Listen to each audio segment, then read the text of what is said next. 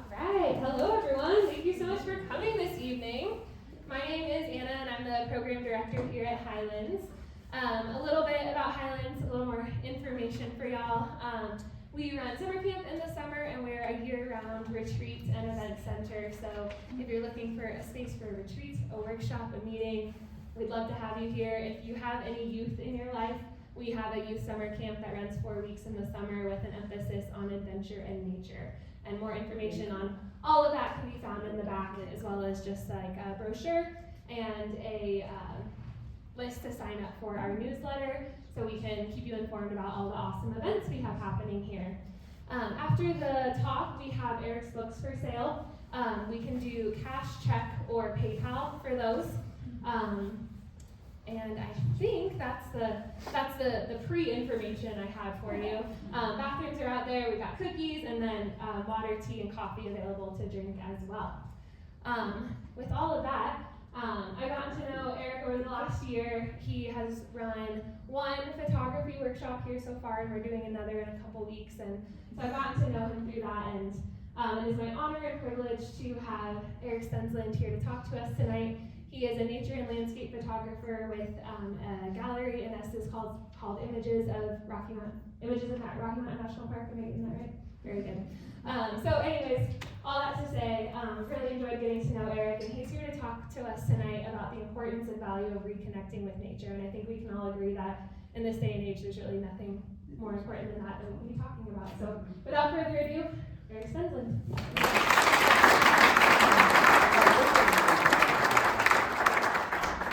Well, good evening, everyone. Thank you for coming out on this dark January night, midweek. I know many of you have busy lives, and it's a bit of a sacrifice to come out here tonight. So thank you. I feel honored that you did that. And I hope on your way here you stop somewhere away from the city lights to get out of your car and look up at the stars. It's a rare opportunity. If you didn't do it on the way here, make sure you do it on the way back. Because they're just amazing, and it's a perfect night for a bit of star watching. For me, it always puts life in perspective. Well, tonight, I'm going to talk to you. I'm going to do my best not to put you to sleep, but I'm going to talk for about 45 minutes or so, and then after that, I'm going to open it up for questions. And you can ask me questions about our talk tonight, questions about pretty much anything, my photography, my life, whatever. I'm an open book and be happy to answer those. And then after that, Highlands Camp asked me to be available to sign some books. If you brought a book or want to purchase a book, you can do that. And if you purchase a book, it helps support Highlands Camp here. So, all right, with that, I've got a lot of information to get through. And I think it's going to be a presentation that you're going to enjoy.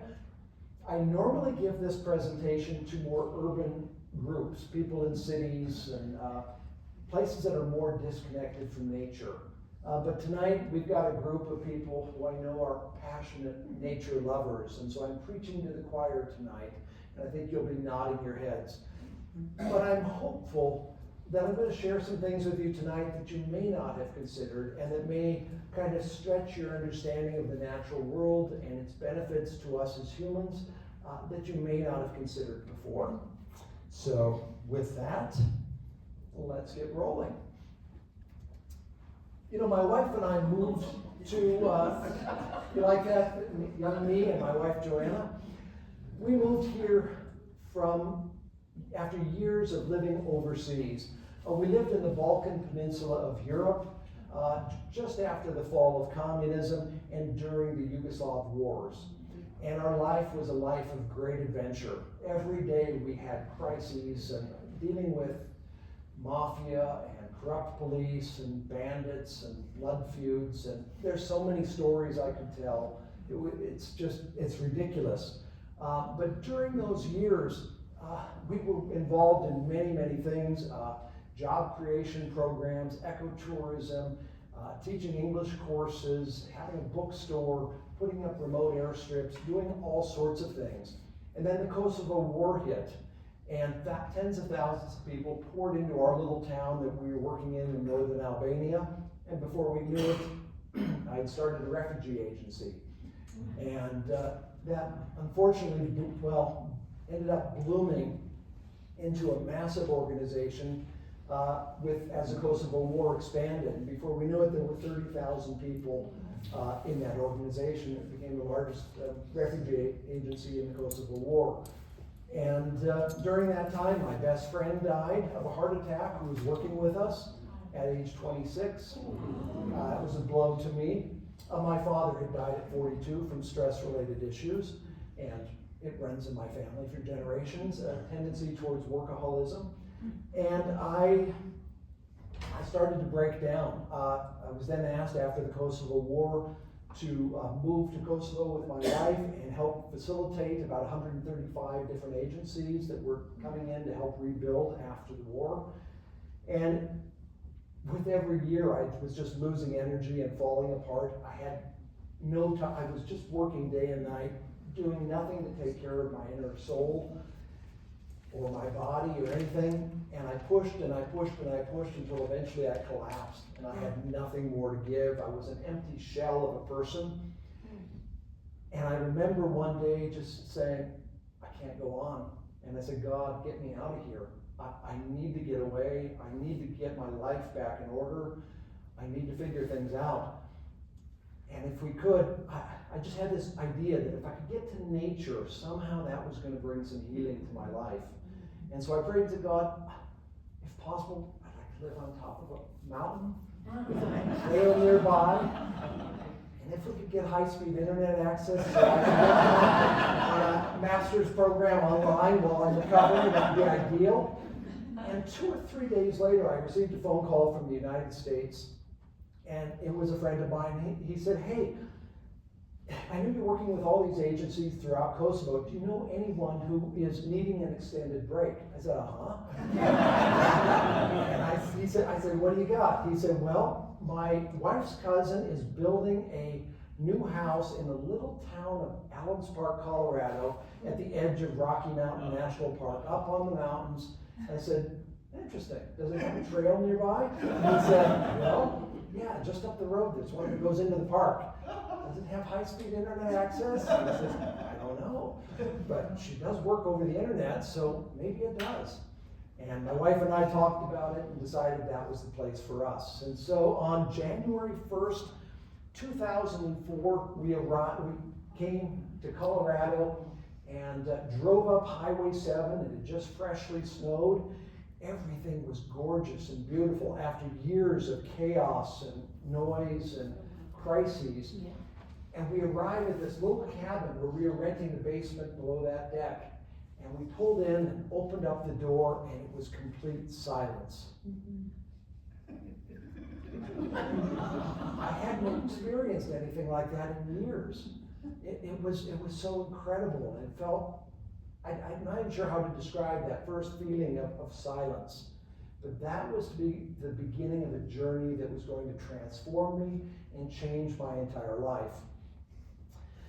Over the next couple of weeks, we settled in.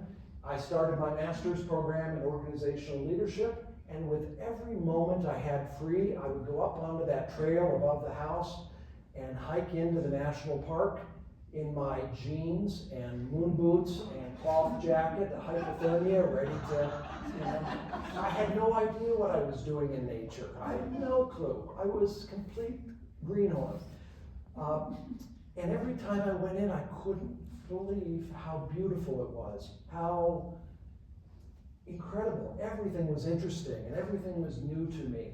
But I have to be honest, I was scared every single time I went out there. I was sure that there was going to be a bear just off trail, ready to pounce on me. Or even more, I thought, really likely I'm going to have a heart attack out here and there's no one to help me. And, so every time I went out, I was really, really afraid. And that was especially true when I was out in the middle of the night.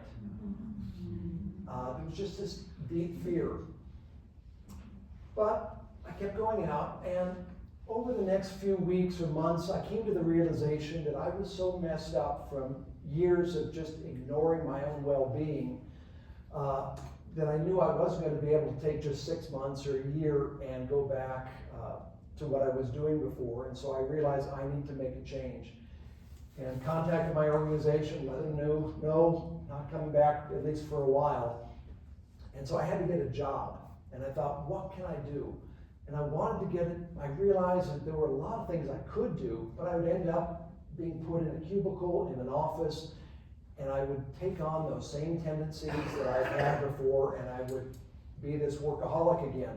So I thought, I need to create a job where I'm forced to spend time outside. So one day, I was walking into a gallery in downtown Estes, and there were all these beautiful photographs on the wall, and I thought, that's what I'm going to do. Somebody takes these photographs. I'm going to be a nature photographer focused on Rocky Mountain National Park. Now, granted, I didn't know anything about Rocky Mountain National Park. Didn't know anything about the outdoors. And all I had was a tiny little point and shoot camera, a plastic tripod, and a yellow and black dummies guide that I still have to photography. I had no clue what I was doing, but I decided that's what I'm going to do.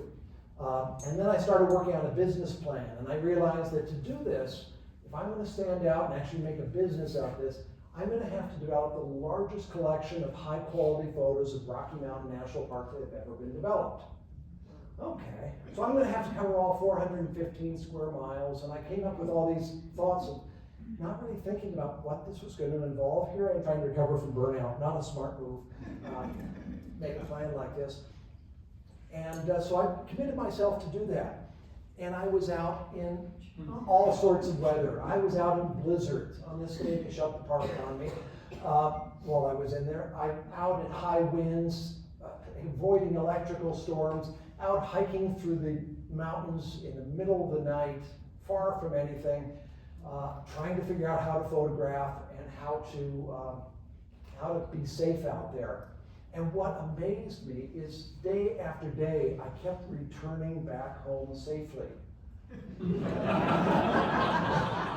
And slowly, over the years, the fear began to subside. And I began to understand what was happening around me with the ecosystems and with the animals and with the movements of weather and all the different patterns. And I began to know Rocky Mountain National Park as a friend, almost intimately. And over the last 22 years and 2 weeks that I've been here, I was just looking in August. I crossed the milestone of 15,000 miles of hiking through the park. And I've been pretty much everywhere, photographed just about everything. But the most amazing thing is what it did to me. It revealed lies that I believed about myself and about work. It brought up issues that I needed to deal with.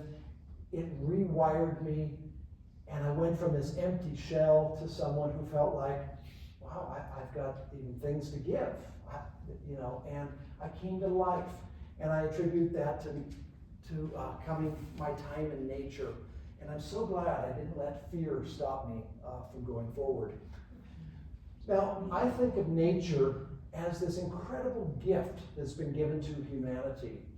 But for most people, it's left kind of wrapped and hidden behind the Christmas tree and never opened. And that gift, I think, contains a part of ourselves that we've lost. And but very few of us are aware of it. Find my notes. As I get into the next sections, I've got to look at my notes a lot more, so please forgive me. I don't want to.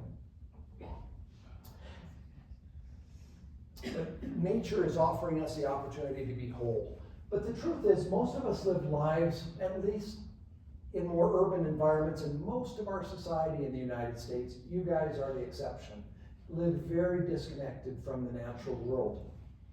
Disconnected, think about an average day for most people.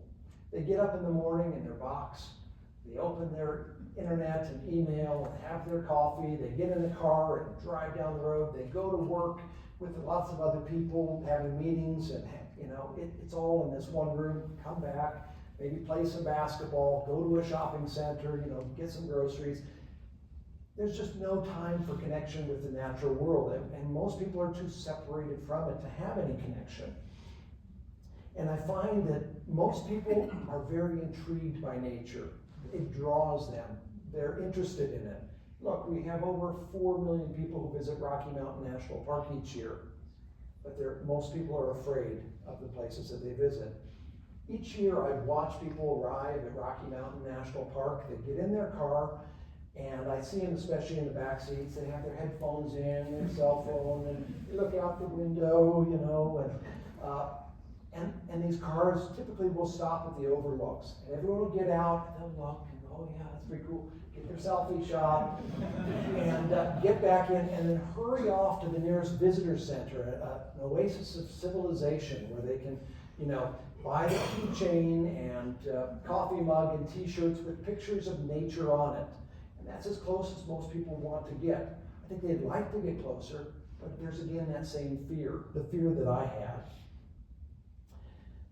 And yet they don't realize that we need nature as in part of our lives, and we live so separate from it. Now, I attribute a lot of this goes back to way back in time, but even in the history of this country, many of the early settlers, including the Pilgrims, came with this understanding that nature was this scary place that needed to be conquered and subdued so that we could take from it what we need. There was even this idea, and it still persists throughout society today, that nature exists for us. Any piece of land that's not being used for our benefit, where we're not taking from it or getting from it, is wasted land. It has no purpose in and of itself. And this idea of nature not having any intrinsic value and existing only for us, and as being an adversary, has had horrendous impacts on our natural world. And I'm not going to go too far into this. I could spend the whole night, but I won't. I'll just touch on things. But we've had some horrible things happen. Since the 1970s, we've lost 73% of the wildlife population. And that's at least for the wildlife population that's monitored. There are many other species that are not monitored. We have no idea how much we've lost since then. We've lost 1.2 million square miles of natural land since the 1990s. That's twice the size of Alaska. Right now, today, there are 10,400 species on the very brink of extinction, and 1 million that are close to extinction. Today, 70% of the land on this planet has been modified for human use. And if you start to think about all the deserts and all the Arctic territory, that doesn't leave a lot left for actual wild wilderness areas. And so the impact has been horrific. But I find that when we emphasize this, people start to feel depressed and withdraw, and it never changes anything. And so what I like to do instead is to flip the coin. And instead of saying, what have we done to nature? I'd rather look at, well, what has the loss of nature done to us? And how has it hurt us? And so I think that's a better way to kind of get our heads around it and see this. But I think even better is, what if we talk about what are the gifts that nature gives us if we reconnect? If we reconnect with nature, what's to be gained by it? Now, the next section I'm going to go into, it's going to start off with pretty basic stuff, and it's going to kind of move into some other things. And so the first things I'm going to mention, you're going to say, I know all this. But hopefully you'll find a few things in here that you don't know. Firstly, this is my wife. You didn't know that. But nature gives us the gift of health. And I want to make sure I read this appropriately. One of the obvious benefits of living near the natural world is that people are more active who live near the natural world. In fact, studies have shown that if you live 1,000 meters away from nature, your activity level goes up significantly, something like 30% over people who live further away from nature.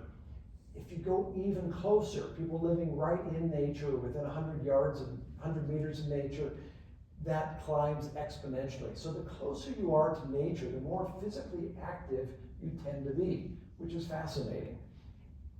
But nature, spending time in nature has a lot of great benefits for our bodies, which is quite incredible. And Dr. Fonken, if I mess up here, you just correct me.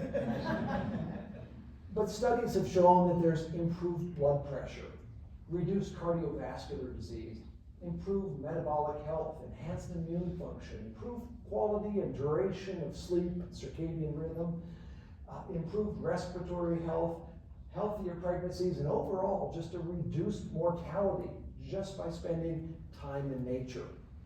It's fascinating. Just you're losing out on all of this if you don't have a connection with the natural world on a regular basis. Now, a study in Toronto found that having just 11 trees in a city block, 11 big trees along a city block, gave a significant health benefit to those residents regardless of race, economic status, or age. Another study in Michigan, reported in the American Journal of Preventive Medicine in 2013, looked at knowing that trees provide a significant benefit when they had the emerald ash borer, an insect from Asia, flew in and started decimating the ash trees throughout Michigan.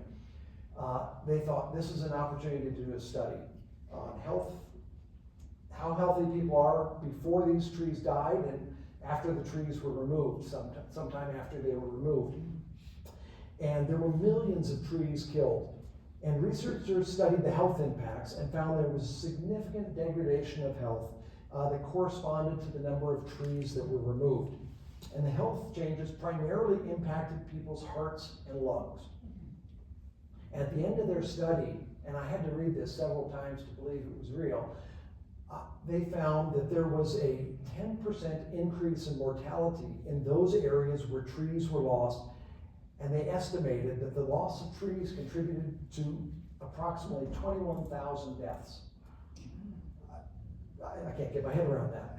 Another study conducted in Pennsylvania Hospital over a 10-year period found that patients whose rooms looked out on trees recovered faster, had better moods, and needed fewer pain medications than those who looked out on a brick wall. You know, we need more than national parks to visit once a year.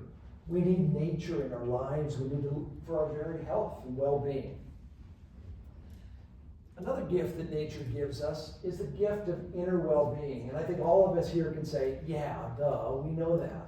That's why we come, because we know we need it. In the last couple of decades, there have been a lot of new scientific studies into this area. And studies are showing that just a simple walk in the woods for 30 minutes improves mental cognition, decision-making, and overall clarity of thought. And it's really, really fascinating. We thought that they did these studies and found that there was this huge increase in mental acuity just after spending time in nature. And a few years later, they realized, I wonder if this also works when they're not enjoying themselves out there. And so they did a study in January when it was blowing and snowing and sent participants out for that 30-minute walk, brought them back, asked how they enjoyed it, and a lot of them said it was miserable. We didn't enjoy it at all. Ran them through the same tests and found the same well-being, same improvement in well-being, even though they weren't actually enjoying it. It was having a beneficial impact on them. Other studies, quite a few studies actually, show that being out in the natural world reduces our cortisol levels and helps regulate our emotional state. In other words, it helps us with stress. Now, I get stressed. My wife and my staff will all admit. And when I get stressed, they look at me and say, Eric, it's time. Get out in the woods. Get out in the mountains. And, you know, I almost always come back with a smile on my face. No matter what else is going on, there's something about being in nature that just resets me and just brings healing and calms me down.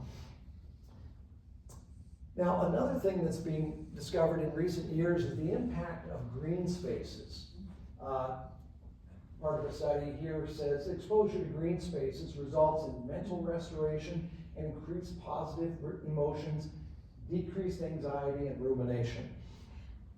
But there's a lot of studies trying to figure out why is this? Why do green spaces particularly impact us? And there are a lot of different ideas out there. Some are saying, you know, it's the microbiota in the soil and in the air that we get into our body and affects our microbiome. Some say it's the oxygen levels of these trees giving that off. But the most popular theory currently is one called attention restoration theory. And that theory says that there is both hard attention and soft attention. And hard attention is what you're doing right now, listening to me. You're focused in on something, trying to pay attention. You're doing that when you're listening to a podcast, or you're writing a letter, or you're talking to someone. It's this intentional, focused effort. And it does drain us, and it does add stress to our lives. But then there's this other component called soft attention. And they say that is especially prominent when you're out in nature and you're just sitting and you're watching the movement of the needles or the leaves. And they say the soft attention actually undoes the damage of the hard attention and resets you and enables you to enter a more relaxed state again. And they think that may be part of what's going on with green spaces. But I think that is also true, soft attention, for a lot of other things in nature. But I think the short answer is we're not made to live in boxes and lives separated from the natural world. Living in an artificial world, doing so degrades our cognitive function, our moods, our decision making. And yet most of our society functions without any connection to nature. And we wonder why there's often so many bad decisions being made and unhappy people. Perhaps nature is a small part of the answer to that. Another gift of nature I want to talk about, anyone who spends time in the natural world, you start to realize everything's connected. It's all part of this whole. And I think that when we're in nature, we begin to realize how it all works together, that there's this delicate balance, this dance going on with each ecosystem, where even the smallest microbe plays a vital role in everything else. It's all, it's not the big and the visible that's the most important. All of it's important. There's none that's really the most important in an ecosystem. And spending time in nature shows us the need for connection. It's just all around us. And I think nature kind of invites us to say, hey, you've kind of gotten disconnected, humans. Why don't we get reconnected again and be part of this? And we begin to see in nature how all the different varieties and differences and variation is essential. Whereas our human worlds, we say, we don't need the human, we don't need the natural world, I don't need you, I don't need anyone, I'm myself, I stand on my own 2 feet. And I think nature teaches us a very different way. Putting you all to sleep yet? No. All right, well, I'm trying. Well, now I want to talk about the thing that I'm extremely passionate about. I spent the last 22 years now in the pursuit of beauty. Not just making pictures, but actually pursuing beauty itself. And it's partially through pictures, but it's through many other ways as well. But I think beauty is a gift that we've completely overlooked and something that we need to recover for our society today. If we go outside, we see beauty in the grand vistas. We got lots of those here. Just dramatic views here in the park that send our hearts soaring and a sense of awe and wonder as we see it. We see it in the forests and the small little scenes that are overlooked. Beauty is everywhere if we pay attention. And most of us aren't paying attention. We're just hurrying on our way. But there's beauty to be seen even in the cities if we pay attention. But I think the problem is most people think of beauty as this superficial thing, kind of like a paint job on a car. It's just you scratch it and it's gone. And I think it's because our society is focused on glamour and aesthetics and all of these outward things. But true beauty has a depth to it. True beauty penetrates the human soul and touches its deepest places. It points us towards what is good and it reveals who we might be. If you take the time to ponder it, I think you'll see that there's a moral quality to beauty. In fact, the old philosophers would talk about goodness, truth, and beauty, as sort of that foundation, the foundational virtues. There is so much to beauty that I think you could spend your entire life pursuing it and never reach the end. Now, Viktor Frankl, I'm sure many of you are familiar with him, an Austrian neurologist, psychiatrist, and philosopher who was sent to Auschwitz in World War II. Saw horrific things, suffered horribly. And he writes later in his book, Man's Search for Meaning, that beauty is a form of resistance. It gives the prisoners a sense of inward freedom and escape amid the horror. It gives meaning to their suffering and helped many survive a barbaric situation while maintaining their humanity. And they would just see beauty in just a few blades of grass, or just a little bit of sunlight coming through, or in a cloud passing overhead. And yet, Viktor Frankl says it was those glimpses of beauty that helped them hold on to their humanity and make meaning out of this horrific situation. If they let go of, if you let go of that beauty, you let go of yourself. And I read someone else who said, all of our pain and anger, if it doesn't pass through beauty, metastasizes into, cruelty, hatred, and resentment. Basically a loss of our humanity. Beauty is much more than aesthetics. Frederick Turner, an English poet and author, wrote, "A beautiful thing, though simple in its immediate presence, always gives us a sense of depth below depth, almost an innocent wild vertigo as one falls through its levels." What he's expressing is that beauty seems so simple on the outside, but if you begin to dig and pursue it, there's incredible depth. So much so that I think the very meaning and purpose of life can be found in beauty, if you're willing to dig and look. So I encourage you, next time you encounter a situation where you feel beauty, take a little time and pay attention to what you're feeling. Don't just run for go, oh, that's nice, and on your way. Stop, soak it in, pay attention. What are you feeling inside? What's happening in there? I know that when I recognize true beauty, I feel this swelling within me, followed by this kind of deep ache and yearning, this longing for something I can't really put into words. And sometimes, oftentimes, it's mixed with this tinge of sadness, as if something vital has been lost. And I don't know what it is, but there's something there. And you think I'm strange having these weird feelings, but the Germans actually have a word for this, and they call it Sehnsucht, which Sehn is for yearning, and the Sucht is more almost an addictive need, desperate grasp to get this thing. And it's a common feeling, and if you pay attention to how you feel in the midst of great beauty, you'll see it. But what's interesting is such beauty doesn't cause us just to yearn to see the beautiful, it causes us to yearn to become part of the beauty that we see, to actually enter into it. Now, we can encounter beauty anywhere, but in nature, it's everywhere. And why is this important? Why does this matter at all to us? Because beauty draws us to become beautiful ourselves, not in how we look, but how we live. Beauty calls us to be humanity at its very best, if we listen to it. Now, I know I could talk on beauty all night. I did the whole talk on beauty. I won't go there, but I'm just going to talk on one more aspect of beauty.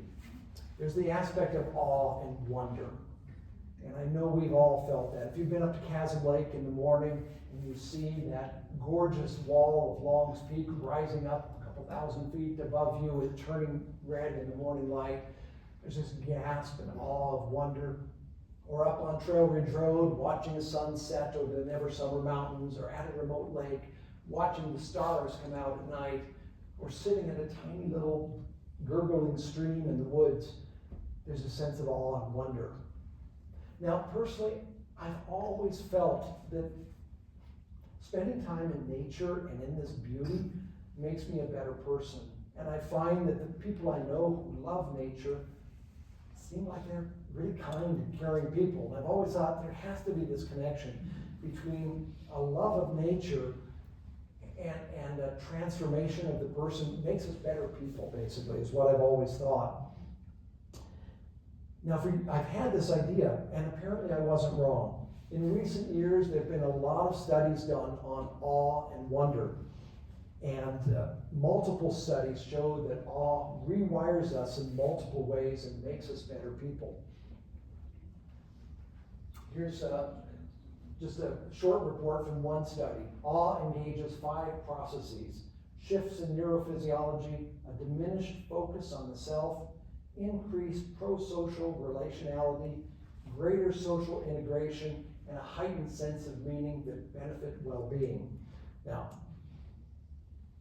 this and numerous other studies are showing that awe rewires our brain, promoting humility, reduced self-focus, greater kindness, gratitude, more pro-social behavior, increased generosity, and more ethical decision-making.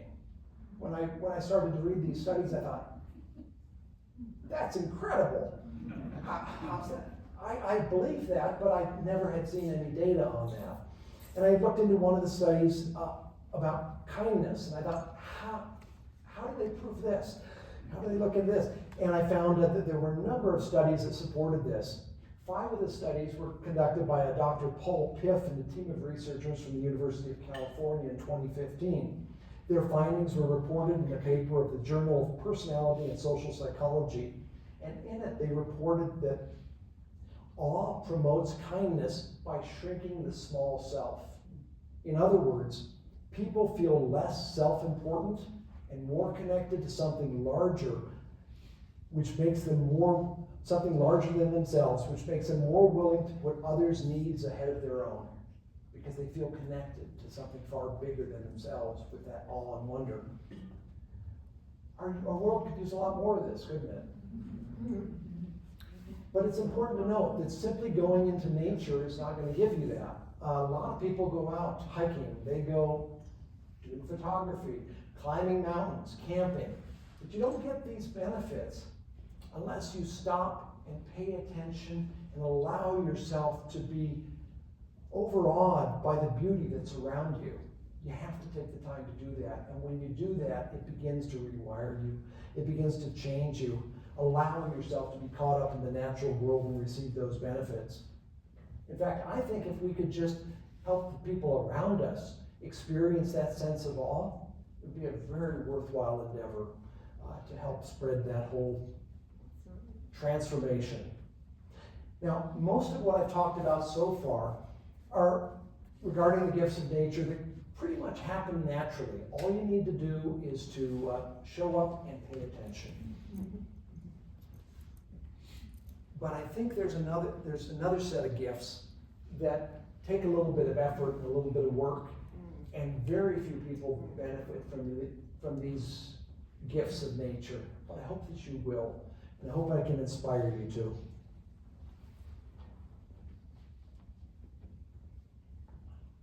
And I think these hidden gifts are actually the greatest gifts of all that nature offers to us. Now, have you ever spent time alone in stillness and silence in the forest? There's a peacefulness to it, a welcoming peacefulness. But to fully enter in, what I found, at least in my own life, to fully enter into that peacefulness, it seems to require 3 things that terrify us. Solitude, stillness, and silence. Now, solitude, as we know, is to be all alone by ourselves, out in nature. That's a scary thing. But I propose that it's something vital and it's missing in our lives. Being alone in nature allows us to pay full attention to what's going on around us in the natural world and within us at the same time. When we have someone else there, we're always kind of, are you okay? Everything all right? Be alone. Maybe you have someone 30 feet away from you, but you're alone. I think that's an important key. Silence, the obvious lack of noise. Silence is a radical thing to do in our day and age. Putting away the headphones, even stopping the self-talk, and just allowing yourself to be quiet and listen. We fill our lives with noise because we fear the silence. but I tell you, it's a friend waiting to embrace us if you're willing. And stillness, simply being still, letting go of all the activities that occupy you, putting away your phone, putting your books away too. I know it's hard. Letting go of our busy mind and just being still. It's a practice that's very hard. Now, solitude, silence, and stillness may sound like horrible gifts, but they're inviting us into something that I think is essential.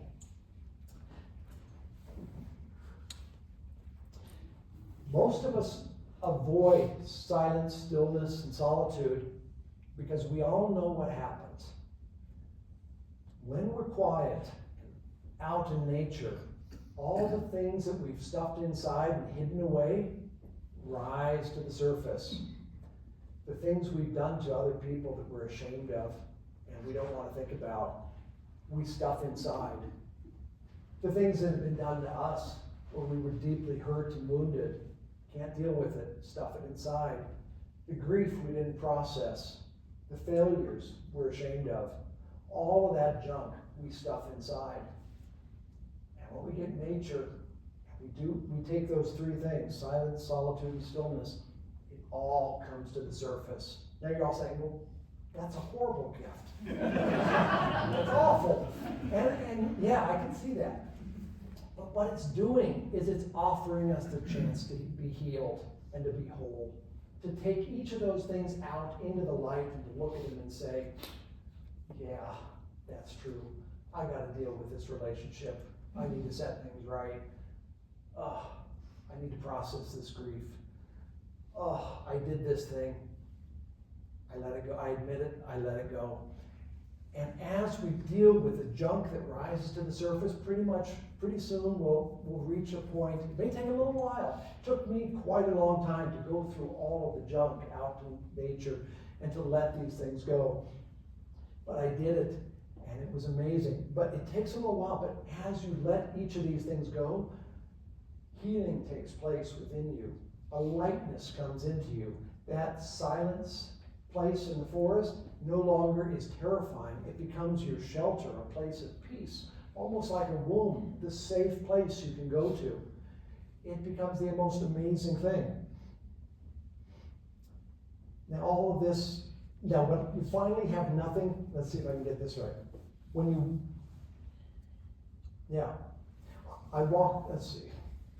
I had to do all of this when I arrived here broken and empty, and it took quite a while to address it all as I walked through the forest. But as I did, I found a growing sense of joy, hope, and purpose. When you finally have nothing to hide from yourself or from others, there's such a sense of lightness and joy. Now that may sound impossible for you, but I believe it's waiting for you out in the quiet. And this healing can transform your life, and the ripples of that healing will have impacts on the people in your vicinity as well. Can you imagine if you, or if our wider world, found this type of freedom and healing? Well, this is what nature is inviting us into, to be healthy humans, inside and out. And once we get to this place, then comes what I think is the greatest gift of all. And I've written about it plenty. And that is, in the silence, when you're finally at peace and you've dealt with all the junk, you can hear the whisper. And I've written about it, a couple of books, finishing up a third book on it. And when I talk about that whisper, I think we've all encountered it at some point in our life. For many people, unfortunately, it's during a time of incredible crisis when the rest of your life gets thrown into chaos, during a tragic grief or job loss or something where your world is just stopped suddenly. Finally, you're in a place that you can hear and listen. And it's a voice that speaks not up in our head of thoughts to do, but it's like this deep inner knowing that comes kind of in our gut, and it's this knowing of something we've never thought before oftentimes, this deep understanding, and it's always pointing in the direction of what is good, true, and beautiful. And I like to think of this whisper as kind of an experienced mountain guide I have a friend who works at the Colorado Mountain School, mountain guide, been up Long's Peak, crazy number of times and all over the world. But when do we go out and I say, hey, we're going up here, aren't we? Why are you going this way? He says, because this is the safe way to go. Up there, you've got cliffs that you can't see, you've got these issues and that issue. Let's go around this way, and we're going to get up there. And that's the way the whisper is. It sometimes asks of us things that are hard and difficult and seem to make no sense at all because it's heading in the opposite direction. But it knows the way towards your wholeness and your healing. And I've learned over these years that this whisper that's calling us into a life of wholeness and goodness, we've lost sight of the moral compass of our world. We've lost sight of it. And that whisper, I think, isn't speaking just in those times of crises, but it's speaking and calling our name pretty much every day, every moment, but we're not in touch with it. And there in the silence, in the peace, we can finally connect with it. Now, all of us know our world's a real mess right now. Well, I think things would certainly be better if we could take everyone and go lock them in the forest for a month. I haven't figured out how to make that happen. So all I know to do is to bring my own self to a place of health. And if I can become healthy myself, and the ripples from that affect the people around me and help them find health as well, then in my little corner of the forest, we can start to have a little bit of health in the midst of crazy chaos.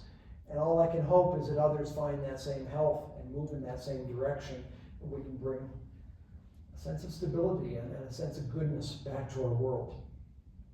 Let me finish by just reading a short chapter from one of my books, from The Journey Beyond. It's just a couple of paragraphs, so I won't go on too long here. And it says, and I think this kind of sums up what I'm talking about tonight. So much of the time, life is complicated and confusing. We are pulled and pushed in multiple directions. It often feels like we're ping pong balls, bounced back and forth without any choice in the matter. As a result, life often feels ungrounded and without a coherent thread. When we finally pull ourselves away from the craziness and step into the quiet of the natural world, our pulse drops to a healthier level. Our spinning mind finally slows down. And in the stillness of the forest, begins to work its magic within us. Here in the silent wild, we begin to see with growing clarity. All that is trivial in our lives is exposed, and that which actually has meaning becomes obvious. In the stillness, we can finally hear that gentle voice deep within. This is the solid ground we've been looking for. This voice is our guide through the tumult. It calls us to remain connected, not only here now in the quiet, but also when we leave the forest and return to the busy world. It is in this connection that we rediscover the path toward wholeness for ourselves and for the world.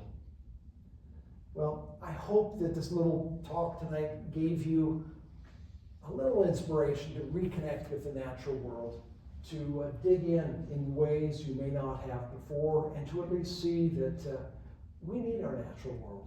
It's not just nice, it's not just there for us to take resources from, it's an essential component of our well-being.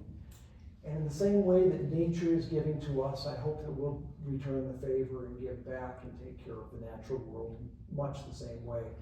We belong to each other. We need each other. We cannot be whole without each other. And so I hope we can all pursue that. Great, thank you.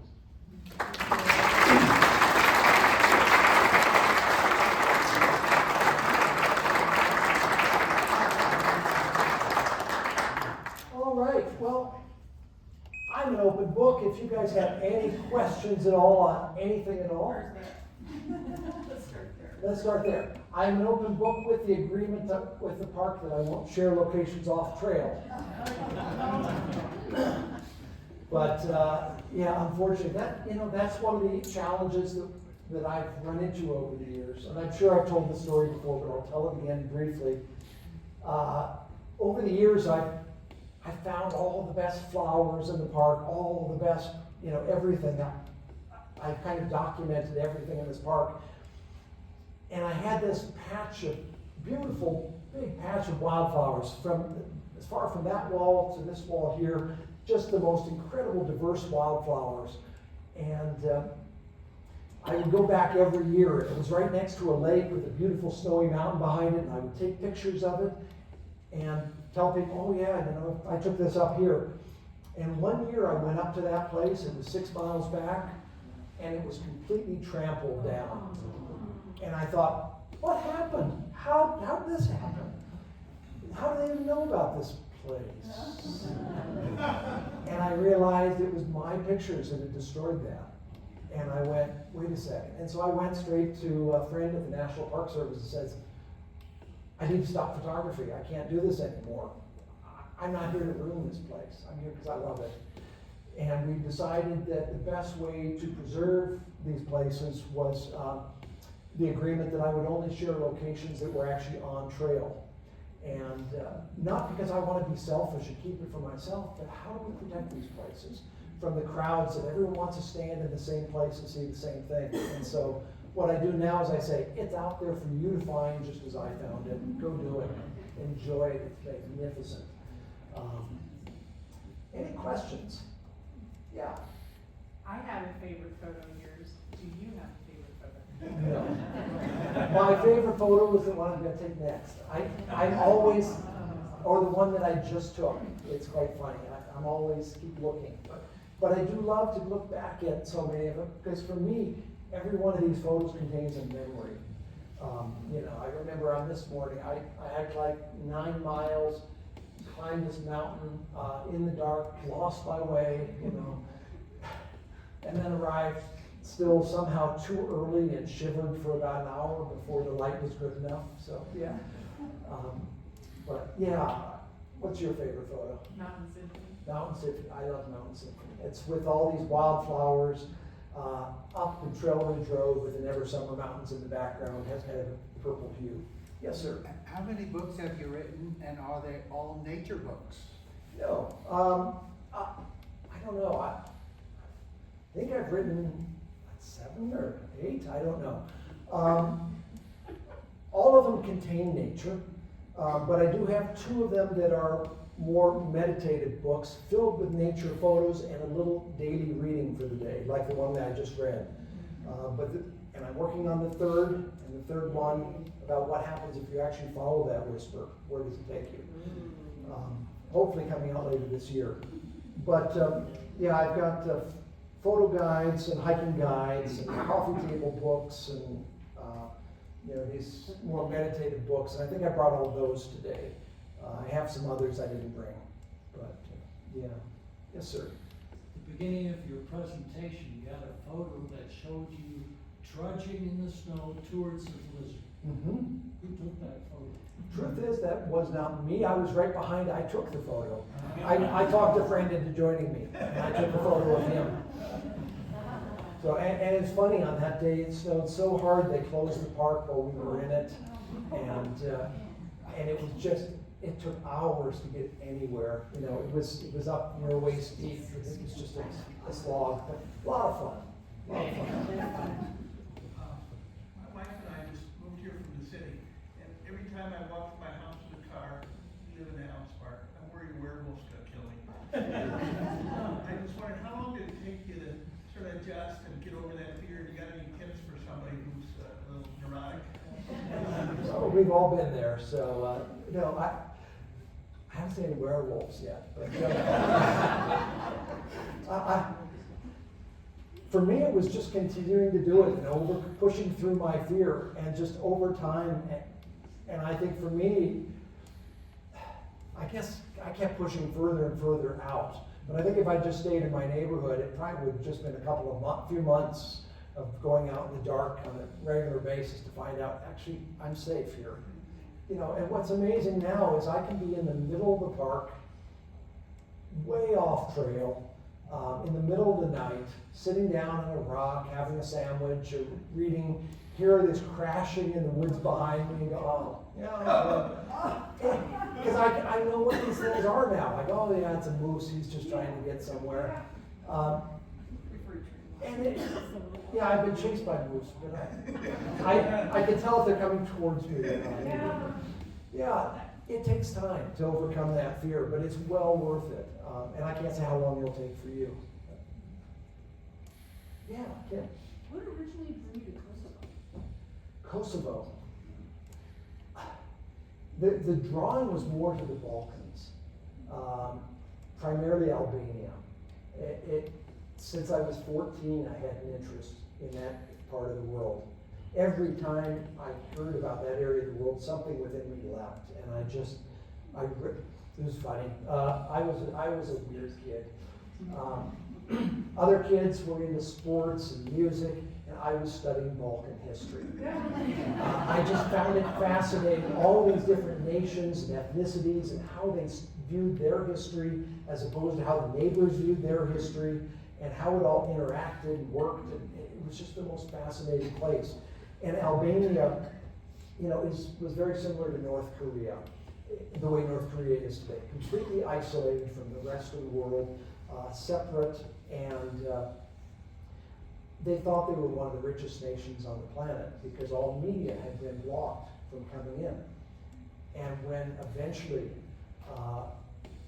people started putting up antennas and the state media blockers went down and they started getting Italian television, they were just in despair, thinking, we're not the richest, we're the poorest, and it was all a lie.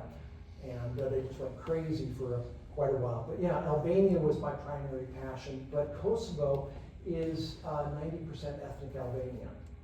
And so having lived in Albania, knew the language, and had been working with refugees that come over from Kosovo, it was just, when I was asked to follow them back after the war and help set up this organization, it just made sense. But yeah, always interested in this, especially Albania. It was this nation that said we have no need for God. It was the first official atheistic nation in the world. And so I thought, interesting. I want to go there, check this out. Yeah. That very first picture, that Yeah. showing the pond and there. Yeah, I can go back there. Yeah, if it's easy enough to do. Easy enough. It's right there. Yeah, what are those little mounds of grass? You know? Yeah, I mean, they're just tufts of soil. I'm not, if we have someone here who knows the answer to that, that's, Okay. I do not. We were wondering that, like, Yeah, but I love the pattern that Oh, you yeah. see on this pond. definitely. But, yeah, it's about 15, 16 miles back from the trailhead. There's such treasures in this park and no one gets to see them. I've heard that there's been a wolf spotted around Estes Park. Have you seen any? I have not. No. Is there a wolf in Estes? Oh, wow, I did not know that. I'm thrilled, but I have not, I know nothing. It's Facebook if you believe that. Oh, yeah. Not really. He does pepper spray, haven't you, Not with me. If I use pepper spray, it's gonna blow right back in my face. I just use my wits and try to pay attention to what's going on. My biggest fear in the wilderness is people with guns who are afraid. That's my biggest fear. I'm gonna be tramping through the forest in the middle of the night, and someone will be out there, maybe illegally camping or whatever, and have a gun and hear this something coming and shoot my direction. That's my biggest fear.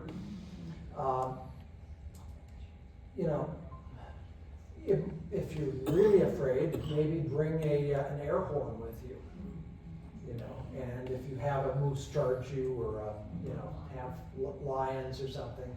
Yeah, I've been with lions and screamed at them and yelled at them and banged and done all sorts of things, and they just kind of sit and look at you. What's he doing?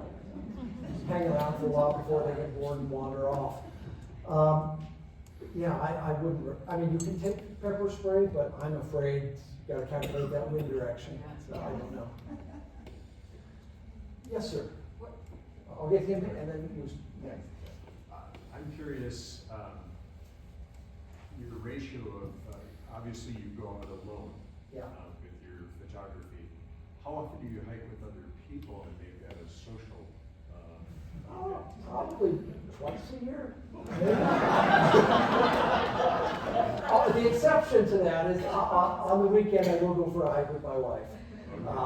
But generally not. You know, when I'm out doing photography, I can't be creative when I have my attention elsewhere. I can sort of function, but not real well. So, yeah.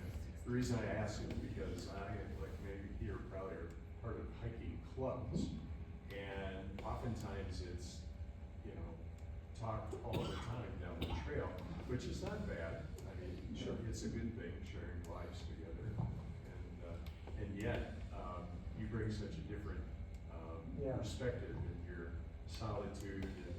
Yeah, and I would encourage even your hiking group to consider when you get to a destination, let's split up, let's take a half hour and we'll just meet back here. Sure. You know, I actually have heard of hiking groups where they agree that they're gonna be silent on the way up and then they'll talk on the way back, or things like that to take it. But yeah, we do miss out a lot on what's happening around us when we're in conversation. And those conversations are important, but, yeah, good question. Well, speaking of animals, so what has been your scariest moment? Either caused by an animal or just you got into a situation where you really weren't sure? Yeah, I think I was talking about running the mountain lions one night. It was about midnight on the East Inlet Trail, and came over this hill, and there are two lions standing on the trail in front of me. I went, okay, wait back, cross over to Thunder Lake, and no, then I'm gonna walk. No, it's not gonna work. So yeah, spent a long time scaring them away. Eventually, they got bored, took off. Okay, and I continue on, and then there they were again, and the same thing. And eventually, they disappeared and ran off to the right, and my trail went to the left. I thought, good. And then it went down and underneath where they were going.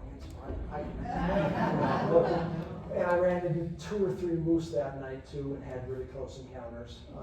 That night was particularly challenging. Been chased by moose numerous times. Lightning. Yeah, I don't know. I've had all sorts of things. Had one night I was staying in Hayden Gorge, way away from everything, and heard these loud footsteps right next to my tent in the middle of the night. And I never could figure out what it was. But I've also gone up, hiked in 10 miles or more up to Lost Lake to scare some friends in a bear costume. Yes, sir. You said that when you came to Estes, basically you learned little about photography.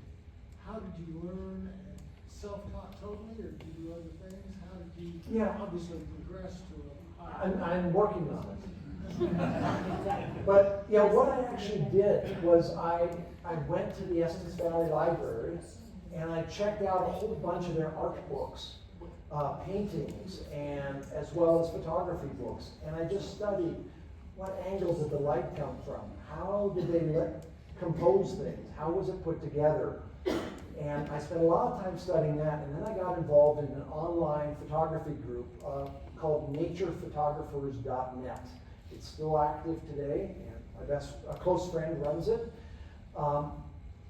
And that group, you could submit a picture and people will give you positive, creative feedback on it.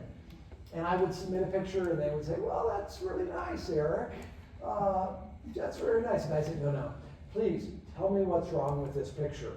And they said, well, you could change this and this and this. I said, okay, is that all? Well, also this and this and this. And I would just make notes, and then I would hurry out and I would take some more photos trying to implement those concepts, bring it back and say, how is this? Well, that's better, but this and this and this. And I would just keep taking notes, and they really taught me just through that process. So, yeah. Any other questions before we wrap up tonight? Just real quick, how did you get so strong to go on these hikes? You know how I got strong? I know you can't. I know a lot of hikers. You take the cake. I I love it. I mean, the idea of being paid to hike. Hey, who doesn't like that? Yes, ma'am. Oh, it's Mary. It's so good to see you. Good to Eric. see you. I knew Eric Just after we arrived. And you moved to Estes. So a couple of things, and one is that we know now that there are certain frequencies for healing, and nature is 432, and that is the frequency for healing. Oh. And so I just thought I would throw that in, you can add that in your talk. All right. Also, there's a whole event that goes on now called forest bathing. I pulled that slide out of here because it was gonna be too long. I pulled out a bunch of Well, I just slides. had to bring it up. You're totally right. But the one thing that, when I hike a lot alone, and I have a difficult time with hiking with groups because of the very thing you shared about, there's too much chatting. And I do a lot of hiking by myself, but sometimes I'll just stop and I'll look at a flower and I'll just say, I want you to know that I see you. Because you know, beauty is only there because we behold it. And I really believe in the energy of all things, and the Native American people teach this, that, you know, Tapiasa, we're all related. Right. And I love to do that. So when you're out hiking, you just tell that flower, you tell those trees that I see. That's good. Thank you, Mary. Anyone? So Yes, sir. from snapping a photograph to published photography, how long the process is that? Depends how lazy I am. Now, when you say published, you mean in a book? Or a print? getting it ready for the gallery, yeah. Okay. Yeah, you know, I find that if I process a photo, I can process a photo pretty quickly, you know, within, it depends on the image, what I'm doing with it. There are all these exceptions, I'm picking out, sorry. But a simple standard image that's just one shot, I can process it in 5 minutes or less oftentimes and have something decent. But if I'm gonna get it ready then to print and get it in the right color space and make sure it's all gonna be right, I usually sit on it a little while and then come back a few days later and look at it and make some final adjustments. Most of the time it doesn't take me long at all, half hour. But occasionally, sometimes I have complicated photos where, you know, I've got stuff really close to the lens and stuff really far away from the lens, and I have really bright highlights and really dark shadows, and then I need to take a bunch of photos to get focusing in different areas in the picture because you can't get everything in focus in one shot. And so I may have 10 photos to get depth of field, everything in focus, and then I may have several others to get the highlights and shadows and everything, and then bring that all together. It's like pulling out chicken. That's why I'm doing But that's a whole other thing. What kind of equipment do you use? What type of camera equipment? I use a variety of different cameras in that. The main camera I'm using is a Fuji medium format digital. It's about 100 megapixel. It's a big monster camera, real pain to carry. And then I have a couple of smaller Nikon cameras. Am I missing anyone before I close it out? All right. Well, thank you all for being such a wonderful audience.